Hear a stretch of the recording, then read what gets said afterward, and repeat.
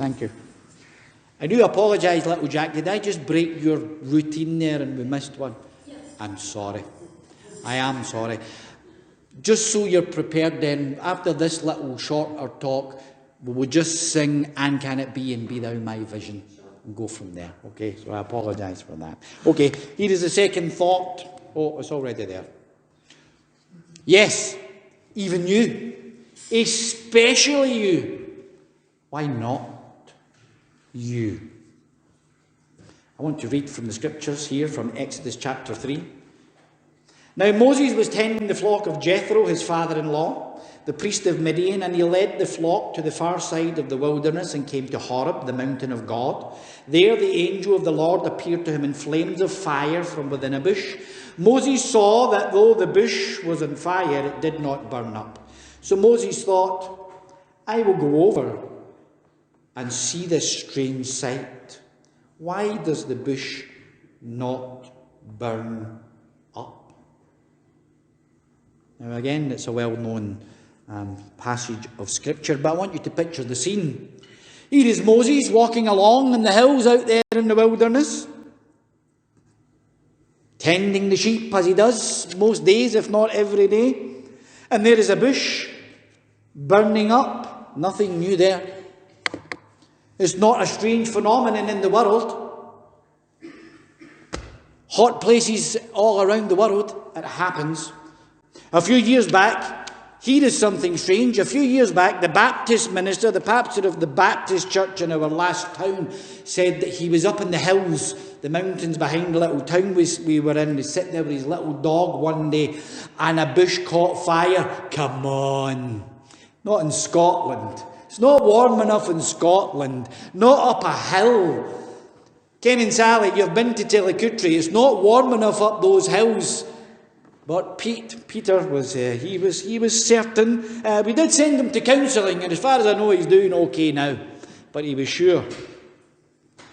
But think of Moses walking through there. It's not an unusual sight in hot places for a bush to spark fire. But this one's different. And he suddenly stops. He takes another look. How many times have you did that, walking down the street, through a shopping place or whatever, in your home somewhere, something you see, something you stop and you look and you squint and you have another look again. There was something strange about this one. It wasn't burning up. The fire wasn't consuming the bush. Now that was even stranger than a bush burning on a hill in Scotland. And you would stop and look again, wouldn't you? We've all heard something from God at some point in our life. And we've all been amazed at it. Moses was amazed at what he saw. We've all wondered, why is he talking to me? Is he talking to me? Was that really God? Was he saying something to me? Why? Why me? And we've all thought, But it's the next part that counts. Is God the loving parent again? And he wants to talk to his children. And if we don't react with that look, with that drop of the shoulder, that sigh of a teenager, how many times have you seen that? Why are you talking to me, Dad? Why are you bothering me, Dad? Can you not see I'm on the phone to my friend? Can you not see him watching something on my laptop or whatever it is? How many of you have known that teenager? How many of you have been that teenager? I know I was. I know I most certainly was. But how many times have you seen that teenager? Oh, here he comes again. And then 5 minutes later they need a lift to their friends. Or they need money for a burger or something like that. Then they're your best friend. How many of you have been that teenager? I know I was. How many of us are like that with God? All so often. I can tell you, I gave my parents a terrible time. A real terrible time. I was a nightmare. And I can be for God sometimes. And I think you have to be honest about it. Moses, however, is interesting. I think it represents a lot of us. If you were to follow reading through, you'd arrive at verse 11. I think I've missed a slide here of Moses in amazement. There he is. But if you go to verse 11, you would read him say, "Who am I that I should go? Who am I that you should send me to rescue the people?" Follow it through the chapters and you'll find that he accepts the call. He's on his way back to Egypt to do what God has bid him. And he's still asking questions. He's still looking for reasons, in inverted commas, excuses. Why not to go to church on Sunday? Why not to go to a Bible study? Why not to go and tell someone about the truth of the salvation of God? Or why not to? Why not to? Why not to? You find Moses doing it. He makes his way through them all for his own particular task. He finishes with, "But I have a speech problem. I can't talk very well." He says, "That's okay. I'll give you someone to help you. I'm God. I will help you." God's answer in verse 12. "I will be with you." Moses is an interesting character. Who was he? Well, famously, he was a little boy who survived the Egyptians, killing off the male-born Hebrews. Pharaoh's daughter, princess of Egypt, found him floating in a basket in the Nile, adopted him. He grew up as a prince in Egypt. He's wandering around one day watching the Egyptians brutally abusing his fellow Hebrews, and he kills one of them. Pharaoh finds out about it. The Hebrews are talking about it. The Egyptians are talking about it. Moses is now in trouble. He is despised through jealousy and envy, understandably, from his own Hebrew people. The Egyptians are now after him for killing one of those, and he flees to the hills. And he's an outcast. He's away. He gets there and he lies to a young woman he meets because they think he's an Egyptian. And he lets them think that as he is accepted into their family. And he gets a place, he gets a home, he gets a wife, he gets a family, all in false pretense. I sometimes wonder if even Moses knew who he was. Have you ever felt like that? Wondering who you are, what you're doing, where are you, what's going on? Today's world is filled with people looking for acceptance, looking for their identity. But God reminded Moses of who he was. God reminded Moses of who made him.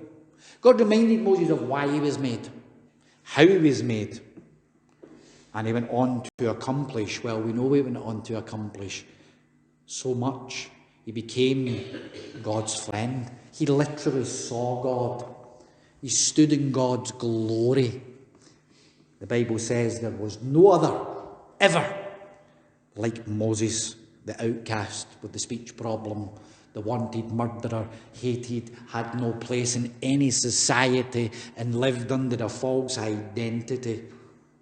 And after more and more and more of God's assurances and Moses' what-ifs, as we read in Exodus chapter 4, Moses again pleaded, "Lord, please send someone else." What if he had have done? What would have came of Moses then? Everyone used by God in the Bible is the same. Little Gideon, the smallest of the smallest family of the smallest tribe, look what he done. David, the little shepherd boy, killed the giant when he shouldn't even have been there. The giant that everyone was terrified of. He became the greatest king.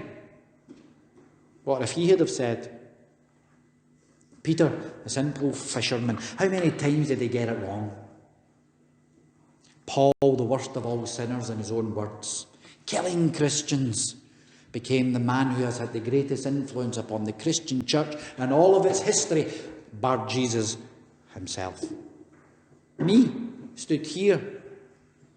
Me, running around the streets of Glasgow, getting it wrong, often, over and over. Supposed to be, destined to be a football star from the mouths of football stars. Destined to be something great in the academic world. Choose any university I want from the mouths of my teachers. If only he would sit down, shut up, pay attention and listen. Apply himself. If only. If only. God said that to me a few times as well, I can tell you. I did what I liked. I did what I wanted to do. And I gave my parents a hard time. I think most of you know. Victim of child abuse, stood here before you. Sexual child abuse, and that's not even the worst of it. And you're saying to yourself, what? Is there anything worse? Yes, there is.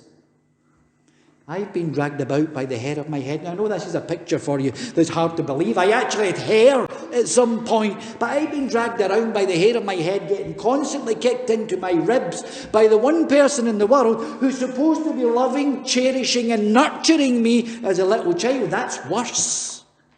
But here I am. Here I am. Stood here. God called me. God called me. And I said what Moses said. Who, me? No, can't be me. Surely not. Look at me. I've squandered every talent and gift you've given me. I've had a life that's beyond. I don't have the time to tell you. I'm already behind for going on too long tonight. I've rebelled. I've found many reasons. I've fallen. I've got back up again. I've fallen again and I've got back up again. And all the way, God was there like a father putting his hand out and saying, come back again, Peter, son. Come back into my arms. Let me hold you. Let me repair you. Let me heal you. Let me lift you up. And there's no question in my mind that the life I'm living now, okay, I don't have any hair, but the life I'm living now is far better than any life I would have had as a football player, as some academic or whatever else. I have a much better life, a much more fulfilled life, because all of those other lives and possibilities in the streets in Glasgow, they were leading to two things. They were leading to prison, or they were leading to the grave, or something horrific in between it, and that's a fact. Ask me another time. I don't have the time. Read the passage in Exodus again, and you will see God, a loving parent. And he's saying to you, Lynn, why not you? Especially you, because I made you. You're my masterpiece. Richard, I love you. Come on, let me make something of you that you simply cannot do. You will see God saying, I've heard my children cry, Moses. I know what they're going through in Egypt. Let me say that again. I've heard my children cry. I know what they're going through in Sheffield. And I want them to know that I love them. I have a better life for you, Moses. Will you trust me? You come into my arms and let me give it to you, because you're the only person stopping it. Come into my arms and let me give it to you, Moses, and look what became of him. Wow. You. Replace the name Moses with you. Even you. Especially you. Why not you? Give me a reason. I'll give you another one why it should be you. I love you, God says. I want you, and I have more for you. Will you trust me? He says, as he cries out as a loving parent to his children.